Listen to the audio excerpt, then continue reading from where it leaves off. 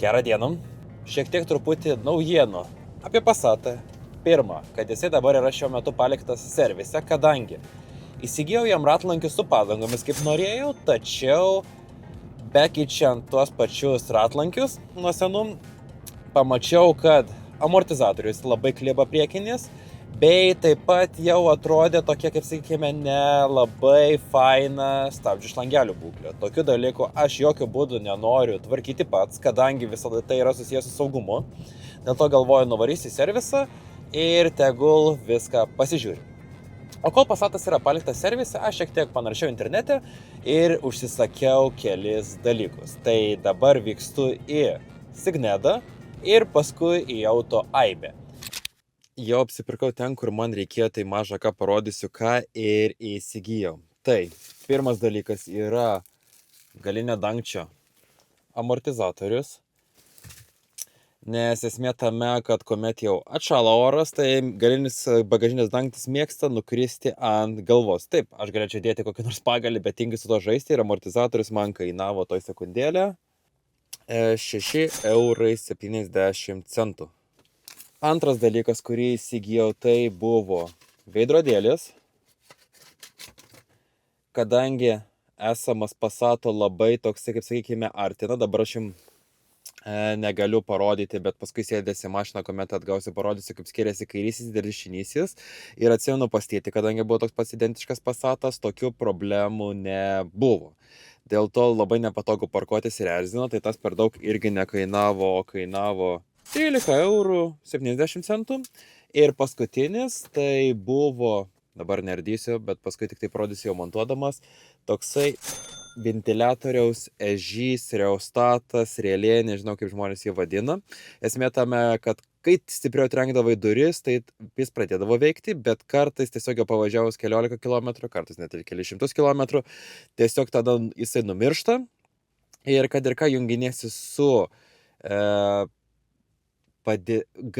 pūtimo galingumo reguliatoriumi, nežinau kaip jisai vadinasi, tai niekas neveikia. Yra labai problema dabar tokiu metų laiku, kadangi labai greitai užniaukia langus, dėl to reikia atsidaryti arba stoglangį, arba langą ir bijau tada peršalti dėl tokio dalyko. Ir paskutiniai du dalykai iš Auto Aibės, tai yra LED baro tvirtinimas ir numerių laikiklis. Kadangi senose mašinose labai tie plastikiniai buferiai yra patvarūs ir stori, dėl to galvoju, reikės pritvirtinti LED barą. Pirma galvoju tvirtinti prie metalinės apdailos priekyje, tačiau galvoju gaila ją šiek tiek grėžinėti. Dėl to prisiminiau, kad apie tokį dar variantą, kad galima netgi pritvirtinti tiesiog kiek įmanoma daugiau medvaršių prigręšiu, kur yra numerių vieta į buferį, uždėsiu numerio laikiklį ir ant virštos LED barą. Tai va šitas dalykėlis kainavo tvirtinimas 16 €, numerių rėmelis apvalinant 1 €. O LED baro privalumas tame, kad nereikės pirkti, kadangi turiu iš X-LED sertifikuotą. Nežinau, kiek ta sertifikacija padeda, jeigu esant pareigūnai kokią sustabdo, bet esmė tame tas dalykas. Ir dar papildomą valdymo pultelį, kurį galima valdyti nuo mygtuko paspaudimo prie rakto pakabuko, kad galima būtų tą LED barą įjungti arba išjungti, nes žymiai tada supaprastina patį elektronikos pajungimą, o parduodant mašiną visą laiką žymiai paprasčiau galima atsukus kelius varžtus, atjungus kelis kontaktus ir pašalinti nuo mašinos. Sveikinuosi jau šiek tiek po laiko, aišku, nuo praeito video praėjo kelios sekundės, bet esmė tame užtruko visą savaitėlę, kol buvo sutvarkyta mašina. Realiai problemų su ja, kaip sakykime, buvo ne tiek ir daug, bet ir ne tiek ir mažai, kaip palyginsite, nes pats remontas kainavo 500 €, o čia šone paliksiu tokią, kaip sakykime, sąskaitėlę, kas buvo daryta. Tai jeigu norite sustabdykite video detaliau, pasižiūrėkite, kiek kas kainavo.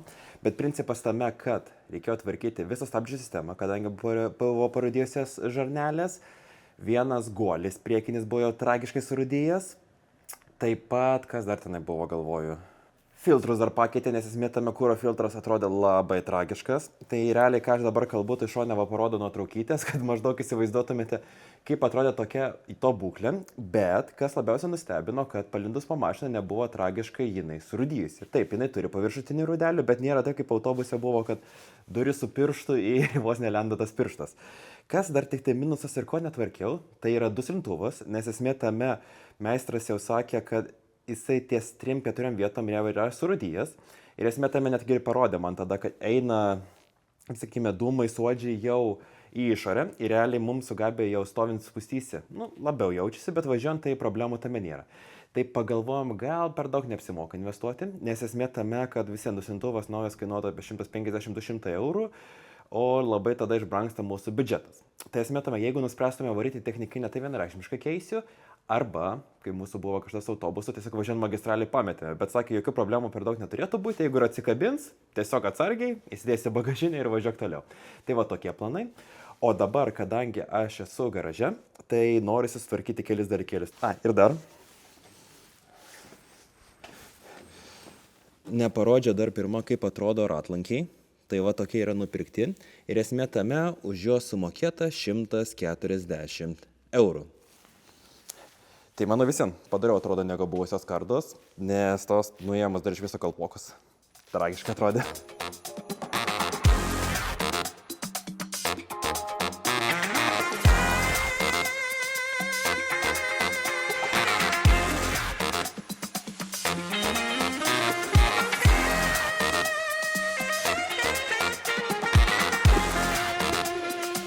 Kuomet nežinau kaip nuimti viską normaliai, kadangi nelabai dar teko pasidomėti, tai naudojusi YouTube pagalbą.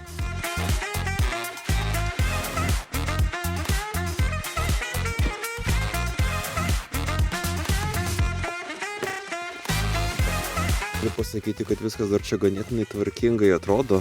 Laidai neišplėšyti, viskas kaip ir originalus, matau. Izoliavimas ir va yra tas ežys, reustatas, relė, nežinau kaip jisai vadinasi, tai jį reikia ir pakeisti. Galvoju, galima dabar pabandyti, kol dar nieks nepakeista, tai uždegam degimą ir niekas neveikia. Esmė tame, kad va matote, sakinėjų padėtis ir nieko nepučia. Tai įtariu, tame su juo ir bus problema, nes jeigu visiškai neveiktų, kiek žiūrėjau YouTube'e, tai dar galima būtų tikrinti, ar ateina iš šito pats signalas į tenai, gal kur nors kokie laidai yra nutrūniję, nupuvę, bet kadangi kartais veikia puikiai, kartais neveikia, tai įsivaizduoju problema yra su tuo. Op, ir išimta. Ir štai patogesnis priėjimas prie relės. Išėmė dabar tą rėlę ir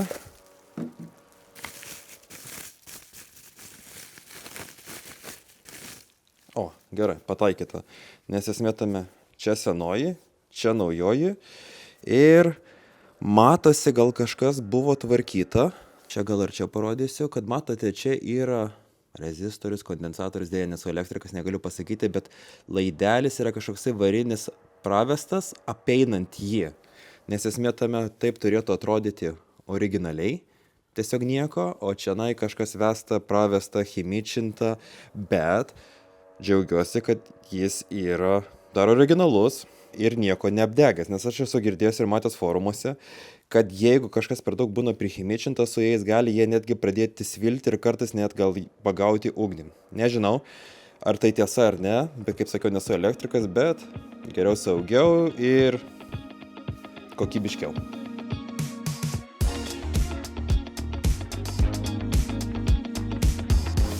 Bet svarbiausia, norisi pabandyti, ar veikia.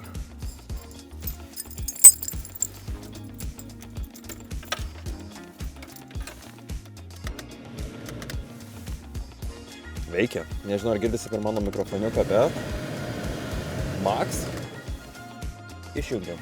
Super. Turime pučiamą orą lietingomis dienomis. Dabar beliko tik tai sudėti viską į vietą.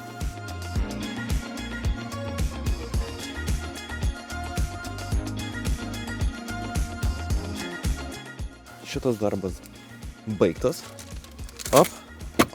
Liuks. Kitas darbas yra šitas amortizatorius, nes esmė tame, kuomet aš buvau pas meistrą, kuomet atidarėm bagažinę iš šitos vietos jisai išsimontavo. Nors ir dabar bagažinė laikosi, bet paskui jau biškai paleidus nieko gero. Dėl to reikia pasirūpinti ir šitą dalykų. Abiejų nekeičiu, neapsimoka. Užteks vieną, ar tai bus geriau nei nieko.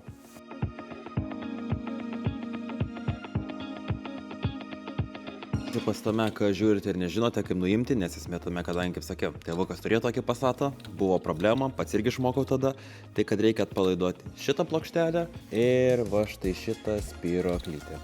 Ir turėtų nusimti.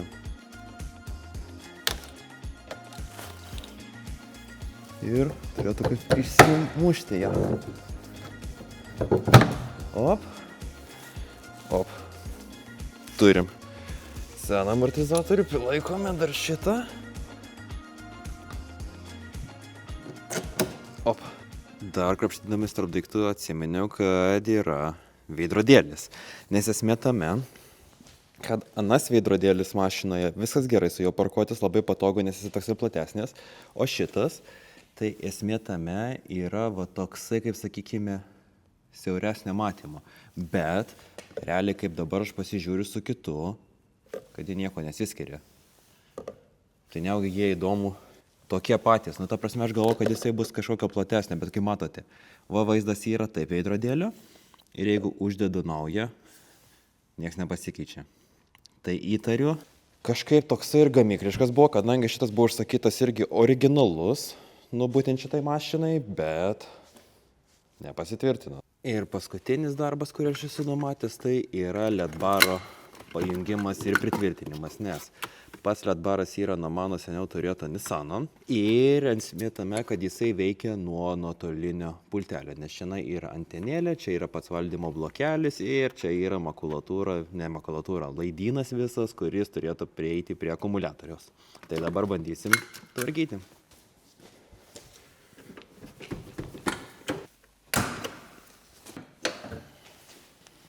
Ir pagrindiniai darbai dabar eilės tvarka yra tai sugalvoti, kur tvirtinti patį tą blokelį su valdymu.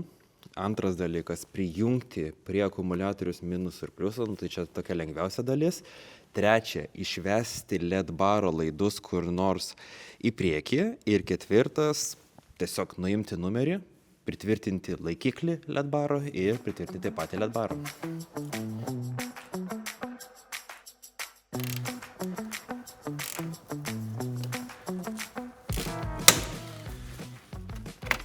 Op. Supratau, kad geriau prie šitų vietų nelysti, nes va visi varžtai užrūdyja, o aš norėjau nuimti šitą plastikinę apsaugą. Dėl to gal pradėsim nuo kitokio darbo biškio, žymiai paprastesnio, tiesiog nuėmimo šito numerių rėmelio ir uždėjimo kito.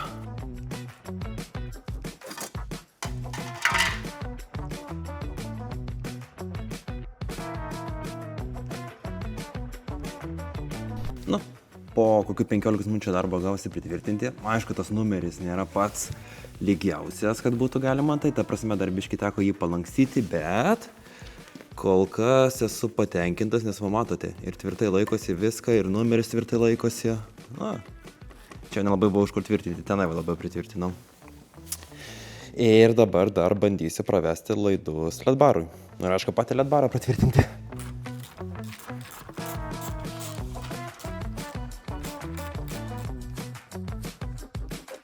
Nuėjimo, tai va mano laidas atvestas nuo čianai, mano tą blokelį užkišiu čianais. Tai va galvoju per tą žekliuką ir laidą išvesiu ir bus paprasčiau. Op, op, op. Paskutinis darbelis.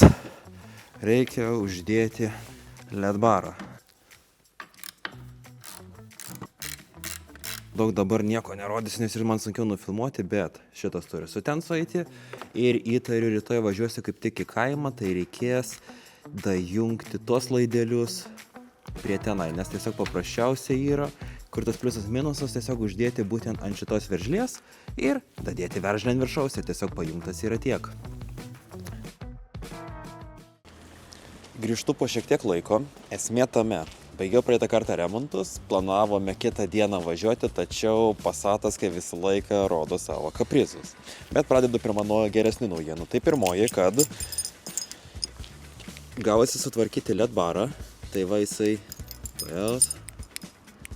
veikia. Ir viskas nuo pultelio, tai ta yra geriausioji naujiena. Blogesnė naujiena dabar esmė tame, kad mašinoje šitoje atsidaro tik tai vienos durelės, nes Keleivių viskas gerai, atsidaro, galinis taip ir neatsidarė niekada iš išorės. Šitas irgi niekada neatsidarė ir dabar jau nebeatsidaro šitas, nes kažkur atlūžo čionais laikiklis ir tiesiog dabar reikia, norint įlipti į vairuotojo vietą, atsidaryti čionais,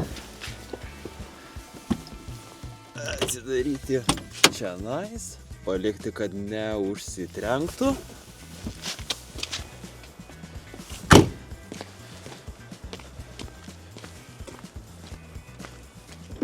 Ir tada įlipti čionais. Tai rankenėlės 2 užsakiau, vairuotojų kainavo 11 eurų, ten ta galinė keleivio pusės yra apie 8 eurų kažkur esmė tame, tik tai problema tame, kad keleivio yra, tai yra ne keleivio vairuotojo, yra su nauja spynelė ir 2 rakteliais. Tai man atrodo, net neįmanoma tos pakeisti spynelės iš šios rankenos ir teks tiesiog rakinti su kitu rakteliu. Problema tame nėra. Tačiau reikės dar žiūrėti, kaip tas dalykas pasikeis. Tenai keleivio irgi. Dabar tik tai problema, kad jau šiek tiek yra pasnygę, tai matote, kad šiek tiek šalčiau jau yra kuistis prie mašinos. Tačiau didžiausia problema, kame atsitiko, tai kažkokia problema su stabdžiais. Nes pradžioj video dar minėjau, kad buvo tvarkyti būtent stabdžiai, keisto šlangelis, šiek tiek restauruotas suportas.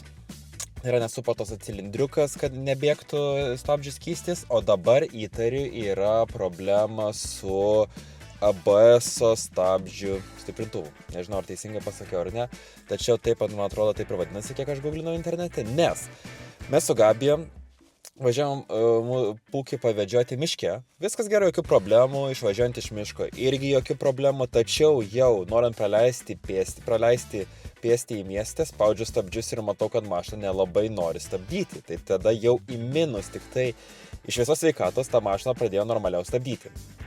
Kiek paguglinau, norint įvertinti, kame yra problemos, tai jeigu pavyzdžiui pagrindinis stabdžių stiprintuvo problema, ten to ABS, nežinau kaip vadinti ten tą dalyką, tai kuomet užkurdinėjai mašiną, tai turėtų stabdžių pedalas, kuomet tu įmynės šiek tiek pasėsti. Tai kiek praeitą kartą bandžiau, jis nepasėdo. Tai o dabar su jumis, jeigu ką,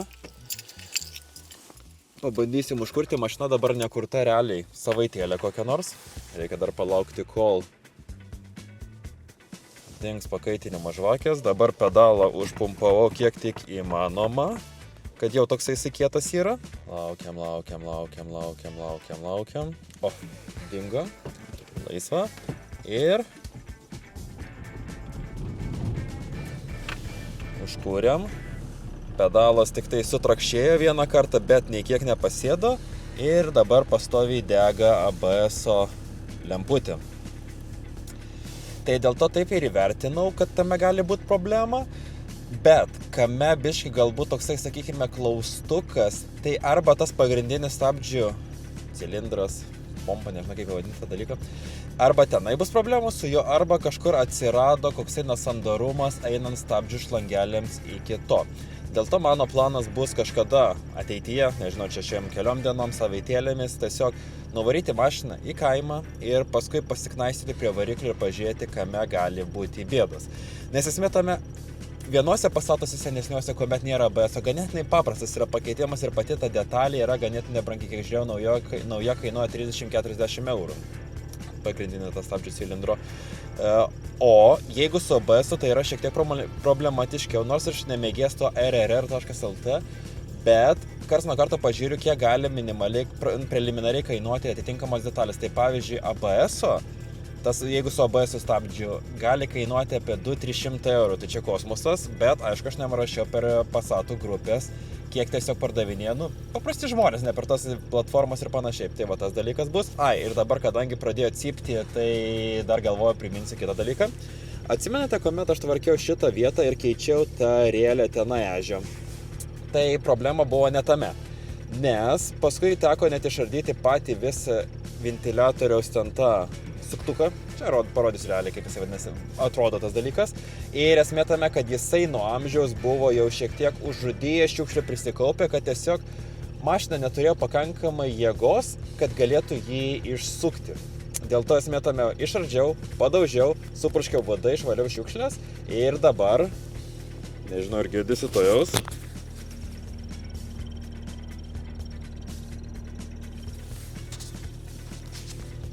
Yra toksai minimalus čekšėjimas, visa kita, bet padidinus greitį dingsta ta problema. Nu, tik tai nuleidžius ant žemės. Tai esmė tame to nusprendžia nekeisti, nes jis kainuoja 40-50 eurų, naudoto kaip ir neapsimoka pirkti, nes nežinia, ką tu gausi. Tai galvoju, kol pučia, tol pučia, o dabar tada žiūrėsime, ką daryti su tais stabdžiais. Tai mano šiam vlogui tikrai jau gana. Ačiū, kad žiūrėjote, tikiuosi gal kažnors, kai visą laiką turėsite kokių nors naudingų patarimų, kas galėtų būti su stabdžiais, nes čia yra pagrindinė dabar problema.